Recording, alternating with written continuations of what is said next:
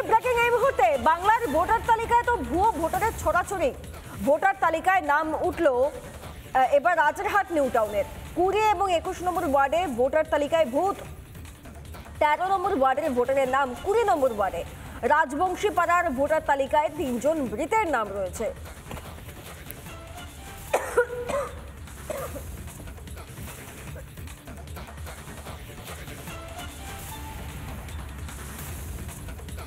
বাংলায় ভোটার তালিকায় ভুয়ো ভোটারের ছড়াছড়ি। ভোটার তালিকায় নাম জুড়ল রাজারহাট নিউ টাউনের। কেন রাজারহাট নিউ টাউনের নামটা এবার উঠে আসছে দেখুন, আমরা পাশে আপনাদেরকে সেই তালিকাও দেখাচ্ছি।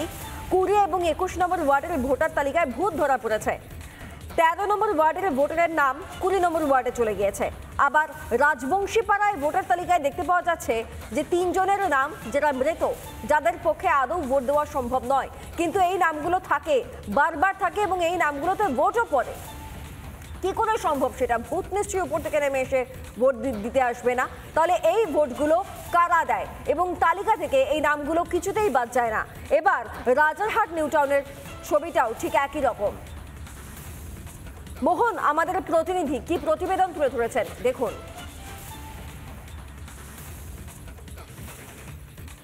এই 20 নম্বর ওয়ার্ডে এসে আর একটা জিনিস দেখা গেল যে ওয়ার্ড কিন্তু 20, আর যেটা বলছে যে ছাপ্পা ভোট, প্রক্সি ভোট যাদের নাম উঠে আসছে।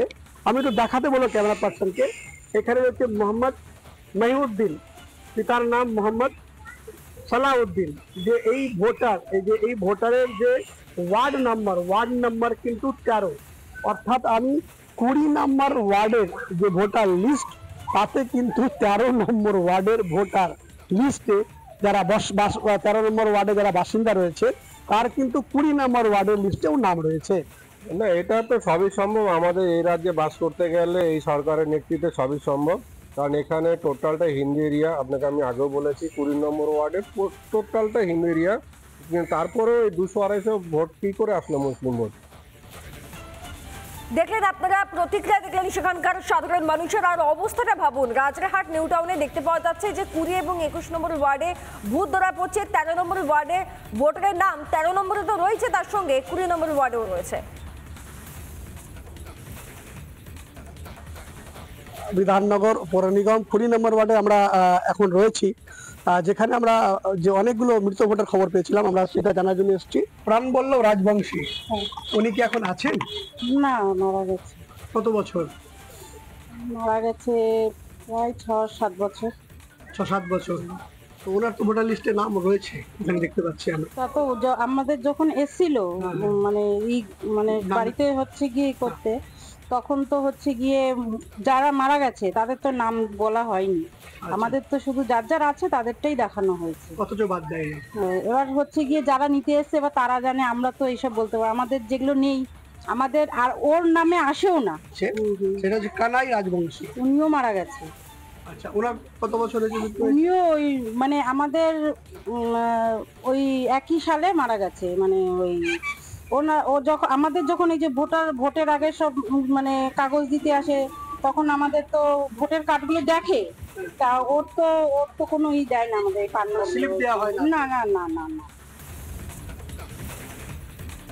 আপনারা শুনলেন যে নাম কাটানো হচ্ছে, মৃত্যু হয়েছে, 6-7 বছর আগে মারা গিয়েছে, কিন্তু ভোটার তালিকা থেকে নাম আর কিছুতেই সরে না। সেই নামগুলো রয়েই যায় দিনের পর দিন।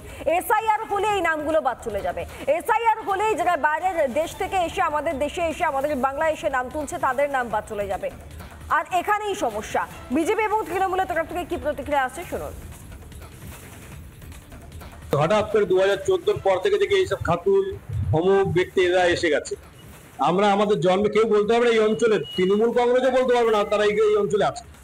এদের ভোট করে, এদের ভোট এখন দিলে এরা ভোট দিতে আসে না, এই ভোট এখানে থেকে যাচ্ছে। কিন্তু পরবর্তী হয়তো ছাপ্পা মালে রিগিং করার সময় এরা গড়ে যখন ভোট করে 21 নম্বর ওয়ার্ডে প্রতিটা বুথে 5, 10, 20, 25 জন করে প্রতিটা বুথে এরকম করে নাম তুলেছে। বিজেপির কোনো অভিযোগকে খুব একটা গুরুত্ব দেওয়ার আমাদের দরকার নেই। 2 নম্বর বিষয় হচ্ছে ভোটার লিস্টের কাজ করে ইলেকশন কমিশন, সেটা আমাদের কন্ট্রোলে নয়। কোনো কাউন্সিলরের কোনো কথা ইলেকশন কমিশন যে চলে বা কোনো নির্দেশ আছে সেরকম আসে না। তাদের নিজস্ব যারা অ্যাপয়েন্টেড বিএলও আছে, তারা বাড়ি বাড়ি গিয়ে যারা মৃত ভোটার তাদের কাজ সেই মৃত ভোটারের নাম সেই ভোটার লিস্ট থেকে ডিলিট করা, সেটা বিএলওদের কাজ, সেটা বিএলওদের দায়িত্ব, কাউন্সিলরের দায়িত্ব নয়। ভোটার লিস্টে যদি ভুল ভ্রান্তি হয়ে থাকে সেটি ইলেকশন কমিশন দেখবে, সে আমাদের কি করণীয় আছে। কাউন্সিলর এখানে ভূমিকা কি, পার্টির ভূমিকা কি? আমরা তো ইলেকশনের এই যে বিভিন্ন রকম ভুল ভ্রান্তি ধরিয়ে দেওয়ার চেষ্টা করি ইলেকশন কমিশন যারা কাজকর্ম করছে। নানা ধরনের কন্টেন্ট দেখার জন্য লাইক করুন, শেয়ার করুন আমাদের ফেসবুক পেজ, সাবস্ক্রাইব করুন আমাদের ইউটিউব চ্যানেল। পাশাপাশি অন্যান্য ব্রেকিং নিউজের জন্য অবশ্যই চোখ রাখুন রিপাবলিক বাংলায়।